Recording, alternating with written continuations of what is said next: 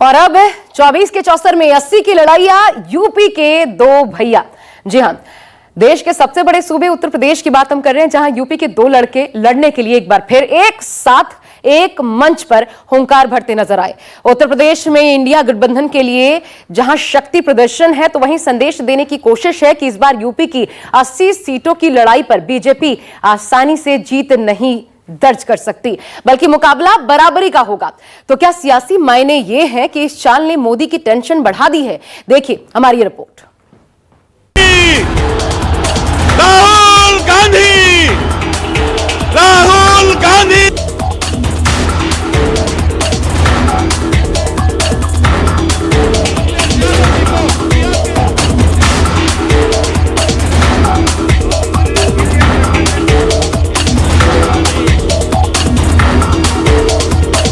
ये यूपी के दो लड़कों की ताकत का प्रतीक है। ये इंडिया गठबंधन का शक्ति प्रदर्शन है। ये यूपी की धरती पर इंडिया गठबंधन की एकता की सबसे लेटेस्ट तस्वीर है। ये 2024 के लोकसभा चुनाव में मोदी के विजयी हैट्रिक को रोकने के लिए राहुल अखिलेश की यलगार है। अखिलेश यादव आज हम सबके, मैं आपको लिख के दे रहा हूं, उत्तर प्रदेश में इंडिया गठबंधन का तूफान आ रहा है। बीजेपी की हार होने में केवल 4 कदम बाकी हैं, केवल 4 चरण। 7 साल बाद यूपी में एक बार फिर यूपी के दो लड़के यूपी में एक मंच पर एक साथ एकजुट नजर आए। मकसद तब भी वही था, मकसद आज भी वही है, बीजेपी को रोकना। हालांकि पिछली बार दोनों को नाकामी मिली थी, लेकिन पुरानी गलतियों से सबक लेकर यूपी के ये दो लड़ैया फिर एक साथ भाजपा के हैट्रिक रोकने के लिए एड़ी चोटी का जोर लगा रहे हैं। इसलिए यूपी में राहुल अखिलेश के दो लड़कों वाली जोड़ी एक ही दिन में एक दो नहीं, अलग अलग जगहों पर एक साथ हुंकार भरती हुई नजर आई। पहले राहुल गांधी कन्नौज में अखिलेश यादव के लिए वोट मांगने पहुंचे और उसके बाद राहुल अखिलेश चुनावी अभियान के लिए कन्नौज से पहुंच गए कानपुर। 250 रोको, 400 रोको, 1000 रोको, कोई फर्क नहीं पड़ने वाला है। जितनी रोकनी है रोको। यहां पे इंडिया गठबंधन की जीत होगी, अखिलेश यादव की जीत होगी। और उत्तर प्रदेश में आप देखना, मैं आपको लिख के दे रहा हूं, उत्तर प्रदेश में इंडिया गठबंधन का तूफान आ रहा है। कन्नौज में जितने भी बड़े बड़े काम आज दिखाई दे रहे हैं, सबके सब समाजवादियों के किए हुए हैं। अगर कोई हाईवे पे चलता होगा तो वो जानता होगा कि समाजवादियों का हाईवे है। कोई चला होगा, लेकिन हाईवे को हम लोगों ने कभी धुलवाया नहीं होगा। बात तो यहां तक पहुंच गई कि 3 चरण बीत जाने के बाद उत्तर प्रदेश में राहुल अखिलेश की जोड़ी में जैसा जोश दिखा, शायद वैसा इससे पहले कभी नहीं देखा होगा। क्योंकि अब चुनावी जीत के दावे लिखत पढ़त के साथ करने को तैयार है। इन सब की सबसे बड़ी वजह ये थी कि राहुल उस मंच से बोल रहे थे जो समाजवादी पार्टी के अध्यक्ष अखिलेश यादव का गढ़ है। पिछले 2 साल से हम काम कर रहे हैं।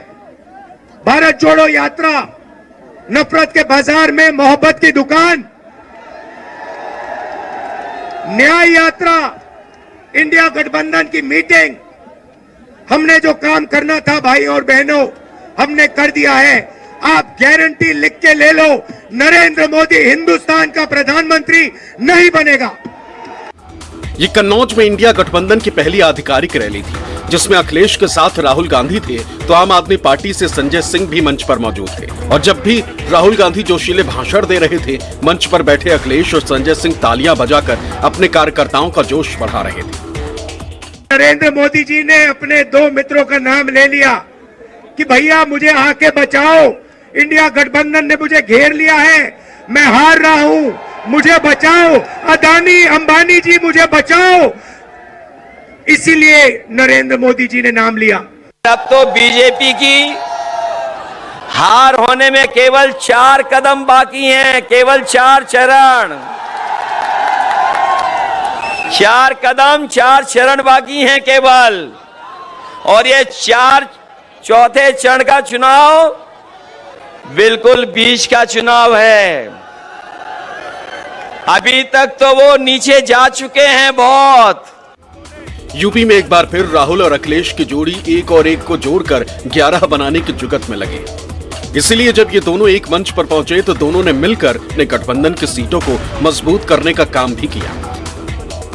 कानपुर की सीट गठबंधन में कांग्रेस के खाते में गई है, जहां से कांग्रेस ने आलोक मिश्रा को प्रत्याशी बनाया है, तो वहीं कन्नौज से सपा सुप्रीमो अखिलेश यादव ने खुद नामांकन दर्ज कराया। मेरे भाई अखिलेश यादव को भारी बहुमत से जिताना है, सबसे ज्यादा वोटों से जिताना है। इंडिया गठबंधन के सारे कार्यकर्ताओं मिलकर एक हो जाओ। ये बड़ी बड़ी होर्डिंगें आप इनकी देखो, जो बड़ी बड़ी होर्डिंग लगाए हैं, जो अपने आप को डबल इंजन की सरकार कहते थे, उनका एक इंजन गायब है। और जिस इंजन के लिए वोट मांगने आ रहे हैं, वो खटारा इंजन तो कहीं होर्डिंग पे दिखाई नहीं दे रहा है। एक बार फिर दोनों के एक साथ एक मंच पर आ जाने से इंडिया गठबंधन में ऊर्जा का ऐसा संचार हुआ है कि जब मंच पर इंडिया गठबंधन के साथी संजय सिंह आए तो उनके हुंकार का सीधा निशाना बनी मोदी सरकार। ये 2024 का चुनाव अंतिम चुनाव है। भारतीय जनता पार्टी अगर गलती से जीत गई तो ये संविधान को खत्म करेंगे, आरक्षण को खत्म करेंगे, चुनाव को खत्म करेंगे। अपने वोट को बचाने के लिए इस बार वोट कीजिए और बीजेपी की जमानत जब्त कराने का काम कीजिए। अब यूपी के लड़के महागठबंधन को मिलाकर कम से कम यूपी में ऐसा चक्रव्यूह तैयार कर रहे हैं जो मोदी सरकार के लिए मुश्किलों का ऐसा पहाड़ खड़ा कर सकता है, जो मिशन 80 पर ब्रेक लगा सकता है। क्योंकि यूपी के सबसे बड़े लड़ैया राहुल अखिलेश का पहला मिशन यही है कि किस तरह देश के सबसे बड़े सूबे में बीजेपी के पिछले इलेक्शन वाले 62 सीटों पर सेंध लगाई जाए। जी तो आधा चुनाव बीते बीते ये चुनाव और ज्यादा इंटेंस हो चला है। लेकिन जब यूपी के दो लड़के साथ आए तो क्या संदेश लाए, आइए हम आपको दिखाते हैं। सबसे पहले तो सपा और कांग्रेस के कार्यकर्ताओं में ऊर्जा भरना। राहुल अखिलेश दोनों अपनी अपनी पार्टी के शीर्ष नेता हैं। दोनों के एक साथ आने का मकसद अपनी पार्टी के कार्यकर्ताओं में संदेश देना है कि एकजुट होकर गठबंधन के उम्मीदवार के लिए काम करना है। दोनों के साथ आने से कार्यकर्ताओं में भी मिलकर काम करने के लिहाज से जोश भरेगा, ताकि सिर्फ पार्टी की सोच हावी न हो। दूसरी बड़ी बात देखिए, ग्राउंड पर खुद लीडर की तरह लड़ते हुए नजर आना। अखिलेश यादव कन्नौज सीट से चुनाव लड़ रहे हैं, राहुल गांधी रायबरेली से चुनाव लड़ रहे हैं। चुनाव का ऐलान हुआ तो पार्टी और राजनीतिक गलियारों में यह चर्चा थी कि अखिलेश चुनाव नहीं लड़ेंगे और राहुल अमेठी से नहीं लड़ेंगे, लेकिन दोनों ने उत्तर प्रदेश से पर्चा भर दिया। अखिलेश कन्नौज और राहुल वायनाड के साथ साथ रायबरेली से मैदान में है और ये उन हमलों का भी जवाब है कि राहुल ने मैदान छोड़ दिया है। तीसरी बड़ी बात, गठबंधन की मजबूती के भी संदेश इसके माध्यम से जा रहे हैं। दोनों का साथ आना, इंडिया गठबंधन का मजबूत होना, यह अपने आप में एक बड़ी बात है। बीजेपी लगातार हमलावर हो रही है कि इंडिया गठबंधन सिर्फ कहने को है, इनके बीच तालमेल ही नहीं है। दोनों ने साथ आकर यह संदेश भी देने की कोशिश की है। साथ ही एक दूसरे के लिए जाहिर तौर पर, चौथी बड़ी बात, एक दूसरे के लिए प्रचार है। बीजेपी पर एक साथ वार हो रहा है। समाजवादी पार्टी के पास कन्नौज सीट है, कांग्रेस के पास कानपुर की सीट है। दोनों एक दूसरे के लिए प्रचार कर रहे हैं। राहुल कन्नौज गए, कन्नौज समाजवादी पार्टी की सीट है, तो अखिलेश कानपुर गए, कानपुर कांग्रेस के पास है। यानी दोनों एक दूसरे के लिए प्रचार कर रहे हैं और कहा जा रहा है कि दोनों तरफ से रणनीति ऐसी बनाई गई है कि आने वाले दिनों में दोनों चेहरे फिर से एक दूसरे की पार्टी के लिए प्रचार करते दिखेंगे। ये लोग कहते हैं कि इनकी सरकार फिर से आएगी तो संविधान को बदल डालेंगे। क्यों? लोकतंत्र से डरते हैं।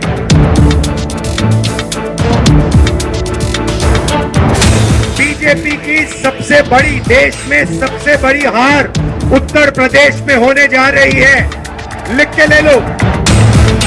यूपी में इंडिया गठबंधन में सिर्फ राहुल और अखिलेश की जोड़ी ने ही नहीं, बल्कि राहुल गांधी की बहन और कांग्रेस की महासचिव प्रियंका गांधी ने भी मोदी सरकार को घेरने के लिए सबसे बड़े सूबे उत्तर प्रदेश में ऐसा चक्रव्यूह बना दिया है जो 80 सीटों पर उनका समीकरण बिगाड़ रहा है। बीजेपी ने मन बना लिया है कि अगर वो चुनाव जीते तो वो इस कॉन्स्टिट्यूशन को, संविधान को रद्द करने जा रहे हैं। और मैंने और अखिलेश जी ने निर्णय ले लिया है कि इस किताब को बीजेपी छोड़ो दुनिया की कोई भी शक्ति नहीं छू सकती है। आज उनकी कायरता दिख रही है क्योंकि उनके सामने विरोधी दल खड़े हो गए हैं। राहुल जी सवाल उठाते हैं रोज।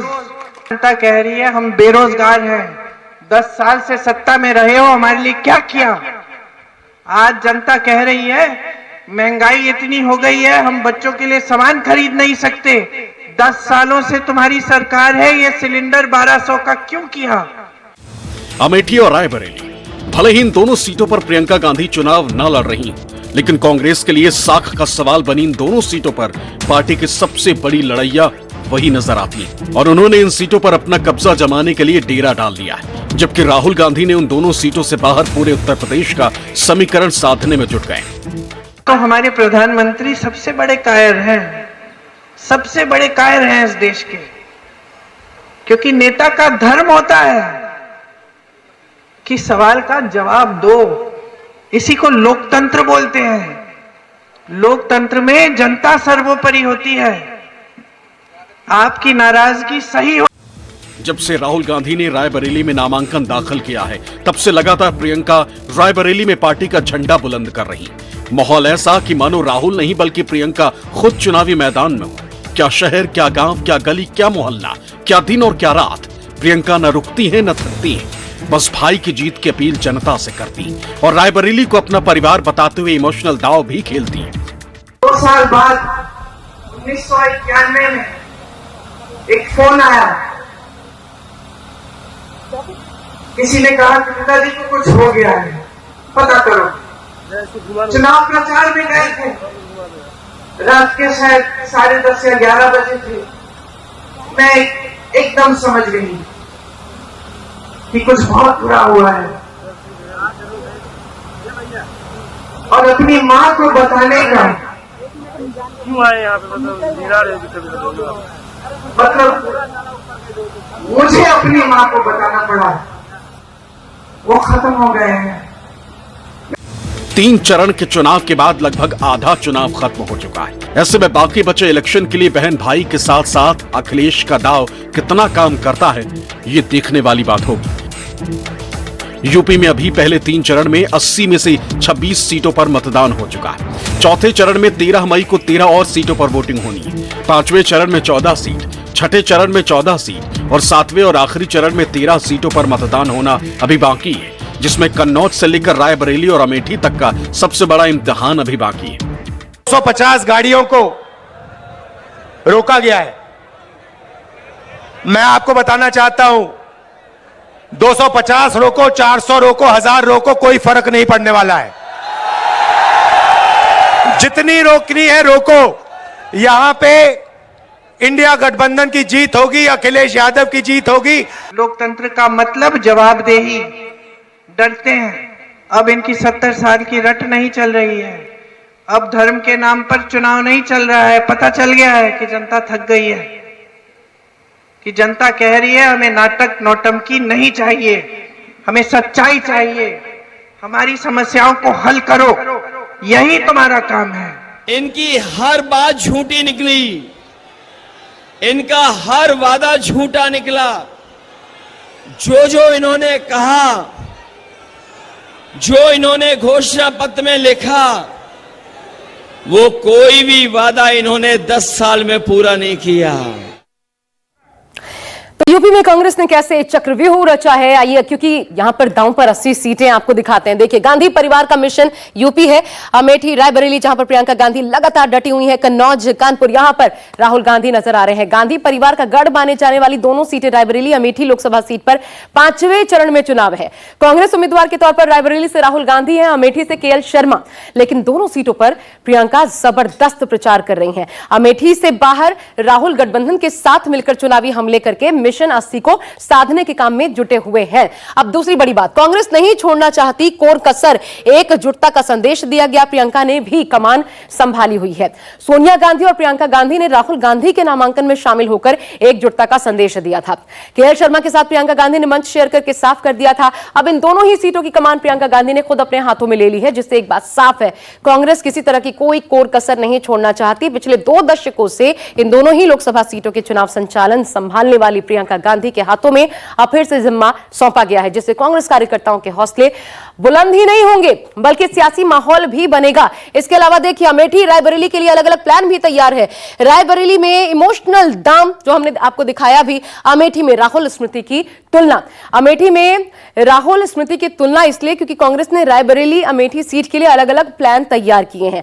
रायबरेली में कांग्रेस जहां इंदिरा गांधी से लेकर सोनिया गांधी के रिश्ते की दुहाई देंगी, तो बीजेपी सरकार आने के बाद रायबरेली में विकास के काम में कैसे बाधा आई है उसकी बाकायदा लिस्ट तैयार हो रही है और प्रियंका गांधी और कांग्रेसी नेता इसका जिक्र करते नजर आएंगे। अमेठी सीट राजीव गांधी, राहुल गांधी के कार्यकाल में विकास की चर्चा करने के साथ ही 5 साल में कैसे पिछड़ा है यह बताने की भी कोशिश होगी। इस हिसाब से तैयारी दोनों सीटों को लेकर के की जा रही है।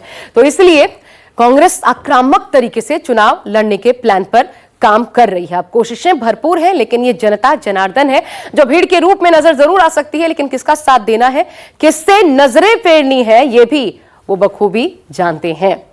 एक छोटा सा ब्रेक, यहां पर खबरों का सिलसिला लगातार जारी है, ब्रेक के बाद भी।